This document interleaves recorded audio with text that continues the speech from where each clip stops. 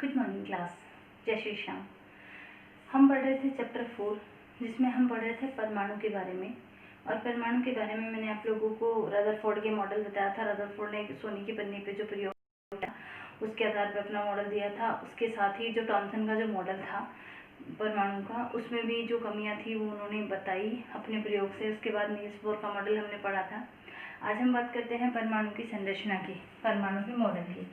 अब आप देखो यहाँ पे परमाणु, जैसा कि आप लोगों को मैंने बताया है कि जो परमाणु होता है उसमें 3 परमाणु होते हैं, इलेक्ट्रॉन, प्रोटॉन और न्यूट्रॉन। यानी इलेक्ट्रॉन, प्रोटॉन और न्यूट्रॉन, इन तीनों से मिलकर बना होता है परमाणु। अब अगर हम इन तीनों की बात करें, इलेक्ट्रॉन, प्रोटॉन और न्यूट्रॉन। इलेक्ट्रॉन जो होता है नेगेटिव चार्ज होता है, ऋणावेशित होता है। प्रोटॉन होता है वो धनावेशित होता है। और जो न्यूट्रॉन होता है वो होता है न्यूट्रल, यानी इस पर कोई भी आवेश नहीं होता। किसी भी अगर हम परमाणु की बात करें तो परमाणु जो होता है वो होता है उदासीन। परमाणु होता है उदासीन। कारण उदासीन होने का, इसमें तो पॉजिटिव चार्ज भी है, नेगेटिव चार्ज भी है, फिर उदासीन क्यों होता है। हमेशा ध्यान रखना, किसी भी परमाणु में जितने इलेक्ट्रॉन होते हैं उतने ही प्रोटॉन होते हैं। और लगभग इलेक्ट्रॉन प्रोटॉनों का जो आवेश होता है वो लगभग इक्वल होता है। तो जितने इलेक्ट्रॉन होते हैं उतने ही प्रोटॉन हो पाए जाते हैं। तो जितना धनावेश होगा उतना ही ऋणावेश होगा, और दोनों एक दूसरे को क्या कर देंगे, उदासीन कर देंगे। इसलिए कोई परमाणु जो होता है वो क्या होता है, उदासीन होता है। लेकिन हम बात करते हैं जब परमाणु क्या करते हैं, इलेक्ट्रॉनों को त्यागते हैं, या कुछ परमाणु इलेक्ट्रॉनों को लेते हैं, तो उन पर चार्ज आ जाता है। या तो वो धनावेशित हो जाते हैं या फिर वो ऋणावेशित हो जाते हैं। तो ये सब पढ़ने से पहले एक छोटा सा टॉपिक हो रहा है, मैं आपको लोगों को बता देती हूँ। यहाँ पे मैं 2 वर्ड लिख रही हूँ। एक तो है परमाणु संख्या, एक तो आपका क्या है, परमाणु संख्या, और दूसरा है द्रव्यमान संख्या। द्रव्यमान संख्या, इन दोनों को मैं बताऊं इससे पहले एक छोटा सा टॉपिक है, उसे भी हम पूरा कंप्लीट कर लेते हैं। अगर हम किसी परमाणु की बात करते हैं तो परमाणु जो होता है उसके बीचों बीच पाया जाता है न्यूक्लियस, यानी नाभिक। टॉमसन ने क्या कहा, पूरा का पूरा परमाणु धनावेशित है, जबकि वास्तव में ऐसा नहीं होता। परमाणु के बीचों बीच पाया जाता है नाभिक, जिसमें प्रोटॉन और न्यूट्रॉन होते हैं। ठीक है, कोई भी परमाणु है उसके बीच में नाभिक होता है, नाभिक में प्रोटॉन और न्यूट्रॉन होते हैं, और नाभिक के चारों ओर इस तरह से ऑर्बिट होते हैं, क्लास होती है, जिन्हें कक्षा कहा जाता है। ठीक है, इनके अंदर इलेक्ट्रॉन क्या रहते हैं, बिखरे रहते हैं। ठीक है, और ये जो इलेक्ट्रॉनों की संख्या होती है वो इलेक्ट्रॉनों की संख्या निश्चित होती है। ठीक है, कि कौन से कक्ष में कितने इलेक्ट्रॉन आएंगे। अब देखो, अगर यहाँ पे हम ये तो नाभिक हो गया, इसके बाहर का पहला कक्ष है, इसे हम के नाम दे दे, दूसरा एल, तीसरा एम हो गया, और ये हो गया एन। इस तरह से ओ पी आगे से आगे इनकी कक्ष होंगे। हर कक्ष के अंदर इलेक्ट्रॉन की जो संख्या होगी वो निश्चित होती है। हमें कैसे पता कौन से कक्ष में कितने इलेक्ट्रॉन आएंगे, तो इसके लिए एक फॉर्मूला होता है, वो है 2n²। ये जो फॉर्मूला है इसके बेस पे हम बता सकते हैं कि कौन से कक्ष में कितने इलेक्ट्रॉन आएंगे। यहाँ पे जो n है वो है नंबर ऑफ ऑर्बिट, यानी जो कक्ष है उनकी संख्या। अब हम बात करते हैं नाभिक है, उसके बाहर का जो पहला कक्ष है, यानी फर्स्ट जो ऑर्बिट है, उसमें कितने इलेक्ट्रॉन होंगे टोटल।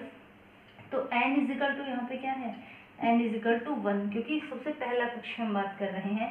2n यहाँ पे 1 है तो 1 का स्क्वायर, ये आएगा 2 मल्टीप्लाई 1 मल्टीप्लाई 1, यह आ जाएगा 2। तो जो सबसे पहला कक्ष होता है उसमें इलेक्ट्रॉन के नंबर कितने आएंगे, 2, यानी मैक्सिमम इसमें 2 ही इलेक्ट्रॉन आ सकते हैं, इससे ज़्यादा इलेक्ट्रॉन नहीं आएंगे। अगर हम बात करें सेकेंड ऑर्बिट की, तो n इजिकल टू क्या आ जाएगा, 2, यानी हम दूसरे कक्ष की बात कर रहे हैं। तो फॉर्मूला यही अप्लाई होगा इसके अंदर, 2n²। तो 2 की जगह 2 आएगा, n यहाँ पे हमने क्या लिया है, सेकेंड ऑर्बिट में देख रहे हैं, तो 2, तो 2 का स्क्वायर, ये आएगा आपके 2 मल्टीप्लाई 2 मल्टीप्लाई 2, ये आ जाएगा 8। तो सेकंड जो कक्षा होती है उसमें जो मैक्सिमम इलेक्ट्रॉन आएंगे वो आएंगे 8। फर्स्ट में 2, सेकंड में 8, इस तरह से थर्ड, फोर्थ, फिफ्थ, इस तरह से हम क्या कर सकते हैं, इस फॉर्मूले से इलेक्ट्रॉनों के नंबर पता कर सकते हैं। अब हम यहाँ पे बात करते हैं कि कोई भी परमाणु है वो 3 परमाणु से मिलकर बना होता है, इलेक्ट्रॉन, प्रोटॉन और न्यूट्रॉन, इन तीनों से मिलकर बना होता है परमाणु।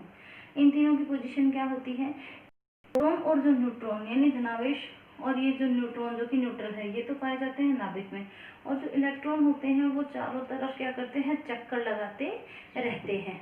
किसके चारों, नाभिक के चारों, ये क्या करते हैं, चक्कर लगाते हैं। परमाणु में जितने प्रोटॉन होते हैं उतने ही इलेक्ट्रॉन होते हैं, इस चीज को ध्यान रखना। अब एक शब्द आपके और आ रहा है, आवर्त सारणी। आवर्त सारणी क्या है, जितने भी तत्व अभी तक ज्ञात हुए उन सभी ज्ञात तत्वों को एक टेबल के अंदर अरेंज करके रखा हुआ है।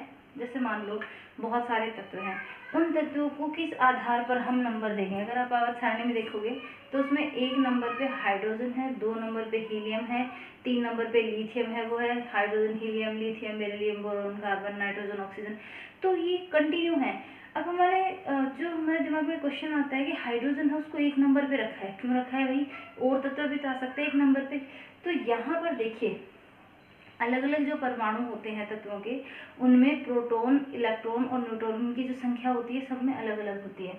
हाइड्रोजन की अगर हम बात करें तो हाइड्रोजन में 1 प्रोटॉन ही होता है, ठीक है, इसीलिए इसको 1 नंबर पे रखा है। सोडियम को 11 नंबर पे रखा है, सोडियम जो है इसको 11 नंबर पे रखा हुआ है। क्यों, क्योंकि इसमें कितने प्रोटॉन है, 11 प्रोटॉन है, ठीक है। क्लोरीन है उसको 17, आवर्त सारणी में 17 नंबर पे आता है। क्यों आता है, क्योंकि इसमें प्रोटॉन कितने हैं, 17 है।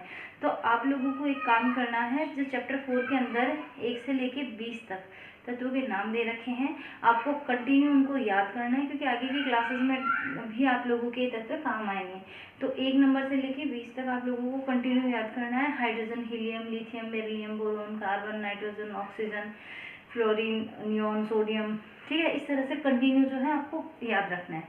और इनको नंबर किस बेस पे दिया गया है, प्रोटॉन के नंबर के बेस पे।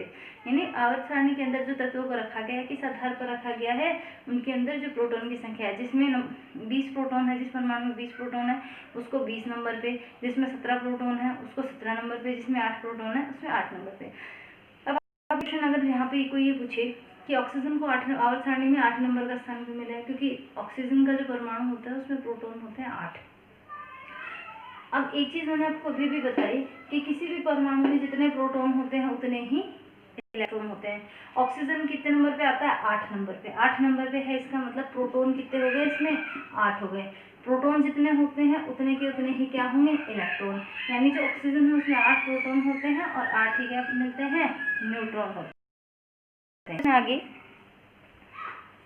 आप लोगों को क्या करना है, 1 से लेके 20 तक जो तत्व है उनको याद करना है, और जो उनका नंबर होगा वही उनमें प्रोटॉन का नंबर होगा। जितने प्रोटॉन होते हैं उतने ही क्या होते हैं, इलेक्ट्रॉन होते हैं। अब देखो यहाँ पे एक शब्द आ रहा है, परमाणु संख्या। परमाणु संख्या, परमाणु संख्या क्या होती है, किसी भी परमाणु के अंदर जितने प्रोटॉन होते हैं उन प्रोटॉनों की संख्या को कहते हैं परमाणु संख्या। मैं रिपीट कर रही हूँ, किसी भी परमाणु के अंदर जितने प्रोटॉन होते हैं उन प्रोटॉन की जो संख्या होती है उसे कहा जाता है परमाणु संख्या। और द्रव्यमान संख्या क्या होती है, अभी भी मैंने आप लोगों को बताया कि परमाणु का जो नाभिक है इसके चारों तरफ क्या होती हैं, कक्षाएं, और ये नाभिक है, इसमें पाए जाते हैं प्रोटॉन और न्यूट्रॉन। तो परमाणु संख्या क्या होती है, किसी भी परमाणु में जितने प्रोटॉन होते हैं उन प्रोटॉन की संख्या होती है परमाणु संख्या।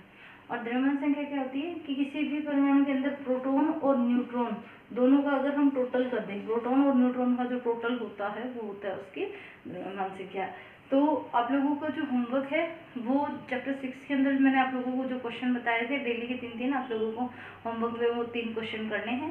और आज का जो हमारा परमाणु का टॉपिक है वो इतना ही पढ़ेंगे। इसके बाद आगे के जो इसके और भी कई सारी इसके बारे में, मॉडल्स के बारे में हम पढ़ेंगे, जो कि अगले क्लास में पढ़ेंगे।